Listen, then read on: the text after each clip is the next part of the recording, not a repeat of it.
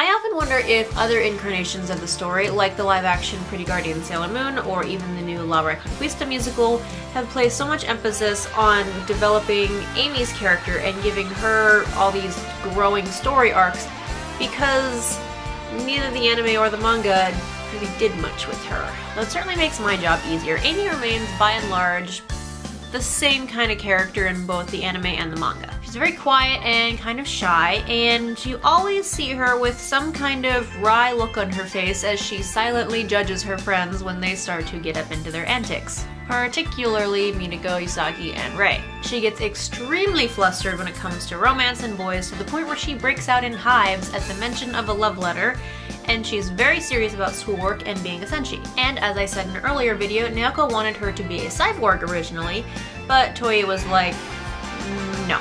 So she decided to shelf that idea until Hotaru came along later to take that role. So instead, Amy was given an IQ of 300. If I had to pick any differences between the anime and the manga, it's that the anime let Amy have more fun. In the manga, we always see her as a researching or a very strict character or just trying to keep everybody in line. The anime lets us have a very playful Amy who wakes up very early in the morning to greet the birds that line her windowsill very cheerfully. Or in another episode, she is shown to be dancing with Makoto. I'm going to be changing that up all the time, get used to it now. Amy gets to relax more. She is not constantly thrust into the role of strategic advisor. Makoto also remains largely the same. She's very cheerful and very strong. And she loves to cook and grow things. She is like this all-around awesome package of awesomeness. Her original characterization had her being the leader of a girl gang. The length of her skirt and the way that her shoes are styled reflects that, and it also explains why a lot of people are kind of afraid of her. In the anime, we do get to see a little bit more about her mysterious ex-boyfriend and how that affects her, and in both versions she's pretty boy crazy. She's also a little bit older than the other girls, so she and Amy are kind of like the voices of reason in a group that contains Usagi and Minako, though she can get pretty carried away when she gets herself into situations where she's trying to prove herself to be the strongest and to get stronger, and she has to be butt-kicking Jupiter. I think that is one of the phrases used in the manga and the English translation. In a few instances of the anime, she made herself very ill or she isolated herself from her friends and made them worry while she was off on some kind of strength-building seclusion retreat thing. The manga had one very interesting scene where Makoto was sick and her electricity powers were kind of leaking all over the place and anybody who touched her was being shocked. Makoto's powers are based in nature and lightning, and this instance gives credit to the idea that the senshi still have all their powers when they're not senshi, they just choose not to use them. So now we get to the two who face the biggest change in characterization. Rei is basically two different people in both adaptations. In the manga, she's cool and elegant, and most people comment on her beauty at least once, and the whole reason that Usagi met Rei is because she followed Rei home because she thought she was really pretty. She hates men, and in fact her father abandoned her in favor of his career, and the man that she was in love with, her father's protege, agreed to an arranged marriage to gain political power, and she was super pissed about that, so she swore off men forever, and she was like 12 at the time. Manga Rei is shown to have a little bit of a temper, but she is much better at controlling it and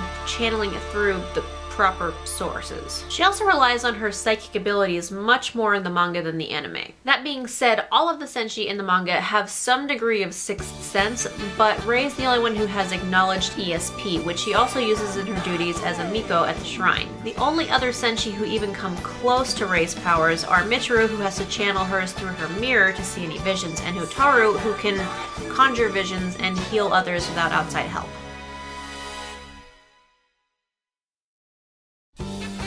Anime Rei is very passionate. She has a strong sense of family duty and she wants to make her shrine the best and most popular in all of Japan, but at the same time, she wants to be the CEO of international business. She wants to travel the world. She wants to be a rock star. She wants to compose music. She wants to go on safaris and be a fashion model and be a flight attendant and all of these other things. If the endless things of what Rei wants to be when she grows up is endless. While manga Rei tends to be a very traditional ideal of a Japanese woman, anime Rei tends to be a very modern idea of a Japanese woman, almost bordering on an American, with the sense of I can do anything that I want to do and be anything that I want to be. She is also just as boy crazy as the other girls, though she does have some modicum of tact when it comes to scoping out cute boys. She also argues with Usagi all the time. It's almost like a game to see who can piss the other off first. But they actually don't hate each other, that's just how they work. Rei picks on Usagi a lot to actually help her improve. Conversely, Usagi likes to tease Rei to get her out of her more old-fashioned ideals on certain things, or to pop Rei's ego bubble when it gets going. They really just didn't get each other at first, so that's just how they work. As they grew to like each other, Rei got used to Usagi being Usagi, and Usagi in turn got Rei to come out of her shell a little bit, and they ground each other, and this is just how things are, and everybody is just okay with that. Anime Rei also dates Mamoru for a little while, mostly because Usagi was into this dude and Rei saw that and thought their relationship is kind of like our relationship, just beating the piss out of each other verbally. So what's Rei's immediate reaction? I must have this man first! And then they date for a little while, and then they break it off once they find out that Mamoru is actually Prince Endymion, and he is in love with Usagi, who is Princess Serenity. They actually have a pretty close friendship later on, because Rei is inevitably the first person that Mamoru will call when there is some kind of glitch in he and Usagi's relationship. Rei also has a relationship of sorts with the anime-only character Yuichiro, who works the shrine mostly because he's in love with her, and she mostly just takes advantage of this fact, but deep down she also does care about him. And finally, we come to Minako. Oh, where even to begin? Well, for starters, manga Minako is so serious, it's hilarious when you put her next to her anime counterpart. And that's not to say that she is serious all the time, she's just never as flighty as the anime tends to make her. Since we do get a full backstory on what happens to her before she joins the Senshi, we kinda understand how she grew up into being this very serious, mature leader, and some of the stuff towards the end of this year of fighting alone gets kind of rough. She starts off as this very typical teenage athletic girl who's in love with a different boy at the beginning of every chapter, but then by the end of the story, she's cursed by Phantom Ace / Adonis to always choose duty over love, which basically means that she will never be able to have a functioning, loving relationship.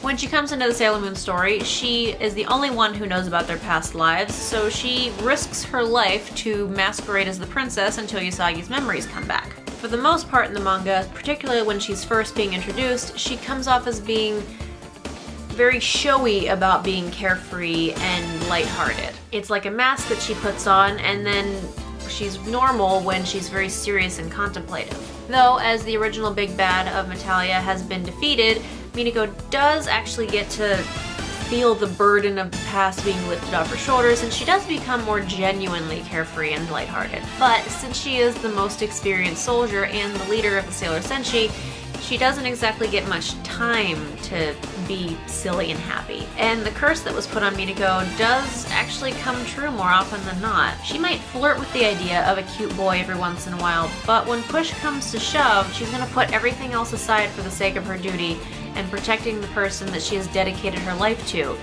is Usagi. Meanwhile, anime Minako is everything that manga Minako wants to be. She's very silly and fun and very determined to put everything into a good light. And like her manga counterpart, she is a terrible student, to the point where when she finally gets to go to the same high school as the others, she and Usagi are like, we're gonna be failed test buddies! And she's also very into sports. And like her manga counterpart, when push comes to shove, she is a very capable, competent leader. We don't really get to see much of her Sailor V days in the anime. We get one episode that flashes back to when she was living and fighting evil in London, and how her heart was broken by somebody, and that's why she chooses duty over love. She is also dedicatedly boy crazy and kind of a pervert, which she chalks up to, well, of course I am. I'm the soldier of love, aren't I? Wink, starts to strip. She would probably start to strip at that point. It doesn't take much for anime Minako to just want to